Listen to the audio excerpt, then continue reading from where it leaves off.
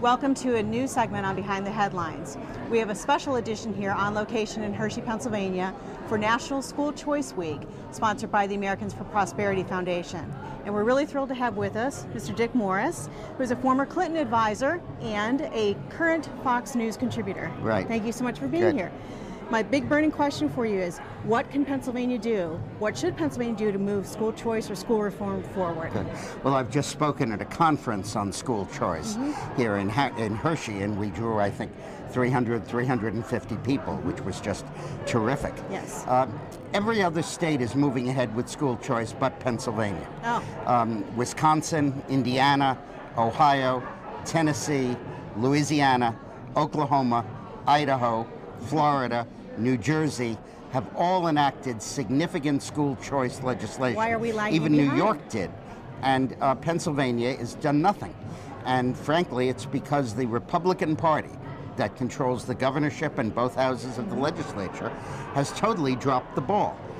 Governor Corbett, who promised to be for school choice, says the right things, but then isn't leading on this issue. The legislature is coming back into session, I think, next week, and the governor has got to get out in front and start pushing for school choice. And I hope that anybody who's watching this show who supports school choice will get in touch with their legislator, particularly if he or she is a Republican, and say that unless you get on board for school choice right now, we're going to fight you in primary fights against real advocates of school choice. It is outrageous that after the voters put in power a pro-choice government on education, that it has done absolutely nothing to move down that road. The state Senate passed a bill, but the state House has not. And the governor has not exerted the slightest ounce of leadership on this issue. And Governor Corbett needs to get off his butt and do this. Well, I think he's going to get your message loud and clear. Well, thank you so much. I want to ask you just briefly, we're very... By the way, I campaigned for Corbett. I did fundraisers for him. Oh, so he knows you well. Yeah. He knows your number. We're in primary election season. A lot going on at a national level. Pennsylvania's primary isn't until April. Do you think we're going to have a role to play in this election? No. No, I think it'll be over by then. I think that Romney is likely to win on Tuesday in Florida. Okay. And his people have arranged it so all of the February states are Romney states. Nevada, Maine, Minnesota, Colorado, Michigan, Arizona, all have their caucuses and primaries delegate selection in February. And every one of those states went for Romney last time. Okay. And I think that most likely they will again. I think that Gingrich may stay in the fight until Super Tuesday, which is early March.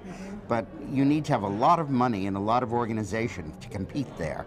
And with losing these primaries, I don't think he'll have it. Which is a shame. Newt is a very strong candidate. I also think that there's only one debate during February, and Newt has always done best in these debates.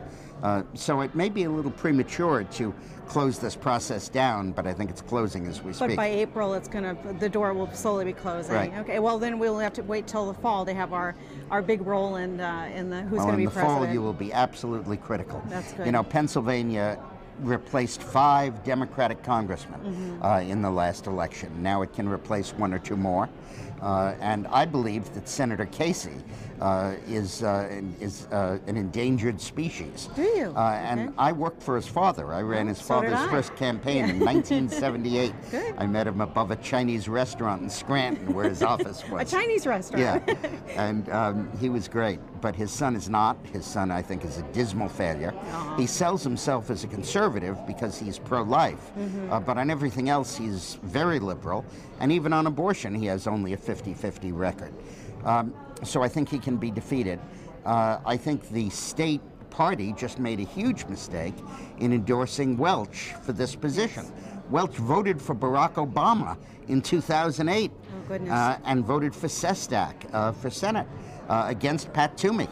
So I think that that this is a serious mistake, and I'm going to be supporting Tom Smith, who is going to be opposing him in a primary fight, and I hope Smith wins because it would be nice to have a Republican candidate. Yeah, well, it's been a crazy primary season. There have been a lot of ups and downs, changes on a weekly basis. It sounds like Pennsylvania's no different as we head into our primary season. Yeah, but the whole country will be depending on you on Election Day. Oh, that's an awesome burden. Well, we'd like to thank you very much for spending a few moments with us today. Thanks very much. So much. Bye-bye.